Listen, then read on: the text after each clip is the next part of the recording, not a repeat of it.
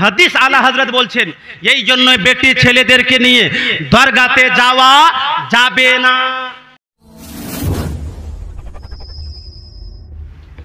পান্ডুবা শরীফ গিয়েছেন কি?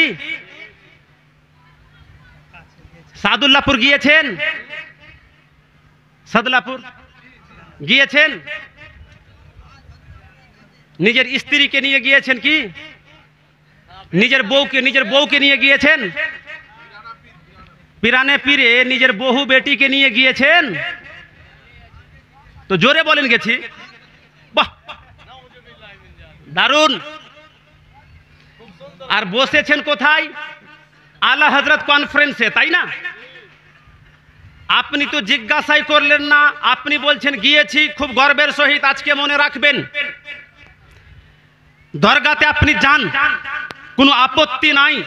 আমি আগেই বলে দিয়েছি, যেখানে আল্লাহর ওলিদের মাজার ওখানে আল্লাহর পক্ষ থেকে রহমতের বৃষ্টি বর্ষণ হয়, বরকতের বৃষ্টি বর্ষণ হয়। আপনি যাবেন ওলির দরবারে, ওখানে রহমতের বৃষ্টি হবে, ওই বৃষ্টিতে আপনিও অংশীদার হয়ে যাবেন। তবে আপনি যে বহুকে নিয়ে গেলেন, বেটিকে নিয়ে গেলেন, বৌমাকে নিয়ে গেলেন, বা বেটাকে বললেন বেটা বৌমাকে সাথে করে নিয়ে যাও, তো আপনার বেটা কতটা নেকি পাবে, আর এই রকম উপদেশ দেওয়ার জন্য আপনি কতটা নেকি পাবেন, এটা আলা হযরতের কাছ থেকে জানতে হবে কি হবে না? ইমামে আহলে সুন্নাত আল্লাহ আল্লাহ তাকে জিজ্ঞাসা করা হয়, বেটি ছেলেরা দরগাতে যে যায় তাদের জন্য যাওয়া জায়েজ হবে কি হবে না, বৈধ হবে কি হবে না? আলা হযরত उत्तर दिच्छेन फतावा रिजवियाते अहकामे शरीयते सेटा लिखा आछे। ये ना पूछो कि दरगाह पे जाना औरतों के लिए जायज़ है कि नहीं, ये पूछो कि जब घर से औरतें निकलती हैं जियारत के गर्ज से तो कितनी लानतें उन पर बरसती है। एटा जिज्ञासा करिओ ना बेटी ছেলেদের দরগা যাওয়াতে মাজার যাওয়াতে বৈধতা হবে কি হবে না, বরং এটা জিজ্ঞাসা করো তারা যখন বাড়ি থেকে মাজারের উদ্দেশ্যে বের হয়, দরগার উদ্দেশ্যে বের হয়, ডাগে ডাগে আল্লাহর পক্ষ থেকে, নবীর পক্ষ থেকে, ফেরেশতার পক্ষ থেকে কত লানত আর অভিশাপ বর্ষণ হয়। তার মানে আলা হযরত বলছেন বেটি ছেলে যদি মাঝারে যায় তাহলে তাদের উপরে অভিশাপ বর্ষণ হয়। আপনারা আলা হযরত কনফারেন্সে এসেছেন, আলা হযরতের তালিম, আলা হযরতের শিক্ষা, আলা হযরতের কথা, আলা হযরতের ফতোয়া সহ্য করতে পারবেন এমন কলেজা নিয়ে এসেছেন, এই জন্য আমারও ক্ষমতা হয়েছে এখানে বলার। না হলে মানুষের এমন মাইন্ডসেট হয়ে গিয়েছে, हाँ बेटी बहू के दरगाते जावा ये हराम करे दिलो, ये मुफ्ती के नजरानाओ देওয়া হবে না। আপনারা আলা হযরত কে মানছেন তো এবার বলেন বহু বেটিকে নিয়ে যাবেন? একটু হাত উঠিয়ে বলতে হবে, এই যে সবাই উঠাই না। আলা হযরত বলছেন লাআনাল্লাহু আলা যাওয়ারাতিল কবুর। আপনি এটা মনে করিয়েন না আলা হযরত নিজের মন গড়া মত দিয়েছেন। আলা হযরত বলছেন, আমার নবী বলছেন, কবর বেশি বেশি জিয়ারত করনে वाली বেটি ছেলেদের উপর আল্লাহর অভিশাপ বর্ষণ হয়। তো এটা তো নবীর কথা, হাদিস। আলা হযরত বলছেন এই জন্যই বেটি ছেলেদেরকে নিয়ে দরগাতে যাওয়া যাবে না। আর এটা মনে রাখিয়েন, বেটি ছেলেরা তাহলে ওলির ফাতিহা কি করে পড়তে পারে? বেটি ছেলেদের বাড়িতে বসে বসে কোরআন যদি পাঠ করে নাই, শিরনি তৈরি করে ওলির ওসিলাতে ফাতিহা করে আল্লাহর কাছে দোয়া করে, সওয়াব যদি ওলিকে পৌঁছায়, ওলি যতই দূরে থাকুক না কেন, মালদার সাদুল্লাহপুরে হোক বা বাগদাদের শরীফের মধ্যে হোক, যতই দূরে আল্লাহর ওলি হোক, আপনি দোয়া করবেন, আল্লাহ নিজ দায়িত্বে সওয়াব পৌঁছিয়ে দিবেন, আপনার দোয়া আল্লাহ কবুল করে নেবেন। তো বেটি ছেলেরা ওলিকে মানবে এইভাবে বাড়ি থেকে। আর আপনাদের জন্য বলছি বিশেষ একটি আর মাসআলা, আপনারা যখন দরগাতে যান চাদর আমরা চড়াই কি চড়াই না? একটু জোরে বলেন।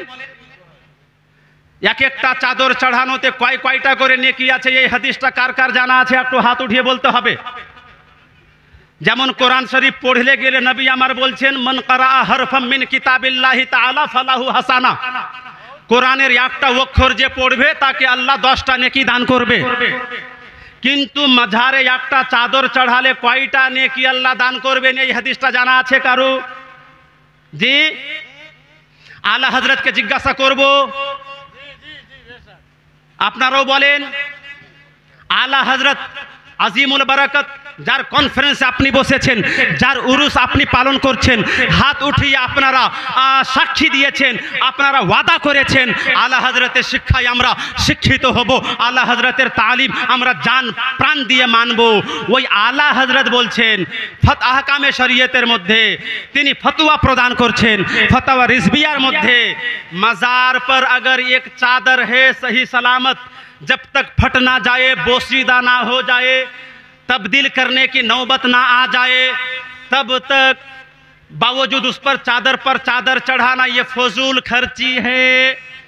आला हजरत बोलছেন মাজারে যদি চাদর চাপানো থাকে অলরেডি, ওটা ছিঁড়ে যায়নি, ওটা ফেটে যায়নি, ওটা পচে যায়নি, ওটা অচল হয়ে যায়নি, অথচ চাদরের উপর চাদর, চাদরের উপর চাদর এইভাবে যদি আপনারা করেন, আলা হজরত বলছেন এটা সবার জন্য নয়, এটা তাদের জন্য যারা আলা হজরতের শিক্ষায় শিক্ষিত হতে চাইছে, যারা আলা হজরত কনফারেন্সে এসে বসেছে, এই ফতোয়া তাদের জন্য। আলা হজরত বলছেন যতক্ষণ পর্যন্ত ওই চাদর অচল হয়ে যাবে না, চাদরের উপর চাদরের ঢেরি লাগিয়ে দেওয়া এটা অপচয়। আর অপচয়টা কি?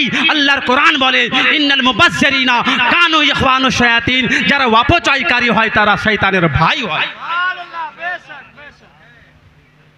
তাহলে চাদরের উপর চাদর যে আপনি চড়াচ্ছেন, এই চাদরটা কি হয় জানেন? আপনি যে কোনো মাঝারে যান, আপনি যদি ওখানকার খাদেমকে, ওখানকার মুজাওয়ারকে এই ফতোয়াটা জিজ্ঞাসা করে, ওরা ফতোয়া রেজবিয়া পড়তে জানে না, ওরা না হাদিস বুঝে না কোরআন বুঝে, ধান্ধা কেমন করে চলবে ওটাই ওরা বুঝে। ওদের কাছে যদি আপনি জিজ্ঞাসা করেন চাদরের ব্যাপারে, ওরা তো হয়তো বলে দিবে একটা চাদর যদি চড়াও তাহলে 1 বছর নফল ইবাদতের নেকি পাওয়া যাবে। কারণ যত বেশি বেশি বলতে পারবে তত বেশি বেশি চাদর পড়বে। আপনি ধরেন এখান থেকে দরগাতে গেলেন, আপনার গ্রাম থেকে একটা লোক গেল, একটা নতুন চাদর, আপনার এলাকাতে 10টা গ্রাম আছে, 10 গ্রামের লোক গেল, 10টা চাদর ওই দিনে, অন্য আর এক গ্রাম থেকে 50টা লোক, 50টা চাদর ওই দিনে। চাদরগুলো আপনি সকাল থেকে শুরু করে সন্ধ্যা পর্যন্ত মাজারের উপরে চাপাতে থাকলেন, যেমনই সন্ধ্যা লাগে ওই চাদরটাকে আবার ওই খাদিমেরা ব্যবসা করার জন্য মাজার থেকে উঠিয়ে মাজারের আশেপাশে যত চাদরের দোকান আছে হাফ দামে বিক্রি করে দেয়। আপনি তো চাদর দিয়েছিলেন আল্লাহর ওলির মাজারে, কিন্তু আপনার চাদর মাজারে কই থাকলো? আপনার দাওয়া চাদরকে ওখান থেকে বের করে দোকানে বিক্রি করে দেওয়া হলো, তাহলে ওর ব্যবসা ঠিক চললো। এই রকম চাদর চড়ানোতে সওয়াব আপনি আছে মনে করছেন? আর আপনি যদি মনে করেন কি না সাহেব আপনার এটা কথা ঠিক নয়, ওরা চাদর বিক্রি করে না, তাহলে যতটা মুজাওয়ার আছে ওদেরকে একটা বন্দি ঘরে রাখেন বা জেলখানাতে ঢেলে দেন 1 মাস। মাঝারে এত চাদর হয়ে যাবে, প্রত্যেক দিন সন্ধ্যাতে বের করে যদি বিক্রি না করে তাহলে 1 মাসের মধ্যে মাঝারের গুম্বুদ পর্যন্ত চাদর পৌঁছে যাবে। তার মানে চাদরের ব্যবসা চলে। আচ্ছা, এই চাদরের ব্যবসা যে ওখানে চলছে, আপনি যদি চান তাহলে আলা হযরতের মাসলা অনুযায়ী আপনি ফুলের চাদর, যেই ফুলে জান আছে, কাঁচা ফুল, আমি আপনাকে আগেই হাদিস শুনিয়ে দিয়েছি, কাঁচা ডাল কাঁচা ফুলের, আপনার যদি মন চায় তাহলে আপনি এই কাপড়ের চাদর না দিয়ে ফুলের চাদর মাজারে দিয়ে দেন, আল্লাহর ওলির মর্যাদা আরও বৃদ্ধি পাবে। আর যদি আপনি ফুলের চাদরের ব্যবস্থা না করতে পারেন, বা আপনি নিয়ত করে নিয়েছেন আমি একটা চাদর দিব কিন্তু ফতোয়া শুনে নিলেন চাদর কেমন করে দিব, তাহলে মাজারে তো চাদর 10টা 20টা 25টা রয়েছে, তাহলে এদের জন্য মশলা হচ্ছে আপনি ওই চাদর মাজারে না দিয়ে ওই চাদর কিনতে গেলে আপনার হয়তো 500 টাকা 1000 টাকা খরচ হতো, এই 500 টাকা 1000 টাকাতে চাদর না কিনে আপনার এলাকার মাদ্রাসাতে দিয়ে দিবেন টাকাটা, তালিবে ইলমদেরকে টাকা দিয়ে দিবেন কিতাব কেনার জন্য। যারা কিতাব কিনতে পারে না, যারা গরিব কাপড় কিনতে পারে না, তাকে কাপড় কিনে দিয়ে দিবেন। ঠান্ডার দিনে যেই অসহায় ব্যক্তিরা চাদর কিনতে পারে না, চাদর তাদেরকে দিয়ে দিবেন। ঠান্ডার দিনে আপনার চাদর উঠবে, আপনাকে দোয়া দিবে, আপনার সফলতা অর্জন করবেন, আর এই নেকিটা এই সওয়াবটা আপনি বাড়িতে থেকে আল্লাহর ওলির নামে বকশিয়ে দিবেন। তো এইভাবেও তো করতে পারেন, এটা একটা জিনিস। তো এটা হচ্ছে মাসলাকে আলা হযরত। আর একটা জিনিস আপনি মনে রাখিয়েন, আচ্ছা নতুন গাড়ি যখন কিনি মাজার শরীফে যাই, তো যাই কি যাই না, ওখান থেকে কাপড়ের পুটলিতে করে কিছু মাটি আমরা নিই নজরানা দিয়ে, ওই মাটিটা গাড়িতে বেঁধে দিই। আর আমাদের নিয়ত থাকে এই গাড়ি নিয়ে যখন আমরা চলবো তো অ্যাক্সিডেন্ট হবে না। আর দেখা গেল কি অ্যাক্সিডেন্ট হয়ে গেল, ওলি ওদুর নাম মাথায় রাখবেন। ওই মাটিটা যদি আল্লাহর ওলির মাজারের হতো তাহলে ইনশাআল্লাহ আপনার এই নিয়তের বরকতে আল্লাহর ওলিদের মাজারের সঙ্গে যে মহব্বতের পরিচয় দিয়েছেন, মাটিটা যদি মাজারের হতো আর গাড়িতে যদি বাঁধতেন তো আপনার গাড়ি দুর্ঘটনা থেকে বেঁচেই থাকতো। কিন্তু আসলে আপনাকে বোকা বানানো হয়েছে। যেই মাটি আপনাকে মাজারের বলে দেওয়া হয়েছে, দরগা শরীফের আমের গাছ যত আছে, কলম আমের গাছ, ফজলি আমের গাছ, আশিনা গাছের নিচের মাটি, আর দিঘি যে আছে ওর পাটালের মাটিগুলোকে ডালিকে ডালি পুটলিকে পুটলি জমা করে রাখে, 150 টাকা 200 টাকা 100 টাকা নজরানা নিয়ে আপনাকে মিথ্যা বলে বোকা সাজিয়ে বিক্রি করছে। আর আপনি যদি মনে করেন কি না মাজারেরই মাটি, তাহলে মাজারে টাইলস লাগানো আছে, সব মাজারে আপনার মার্বেল লাগানো আছে, মাটি এত পাবে কোথায়? সকাল থেকে সন্ধ্যা পর্যন্ত যতটা মাটি বিক্রি হয়, ওই মাটিগুলো যদি মাজার থেকে বের করা হতো মাজারের মধ্যে গর্ত হয়ে যেত।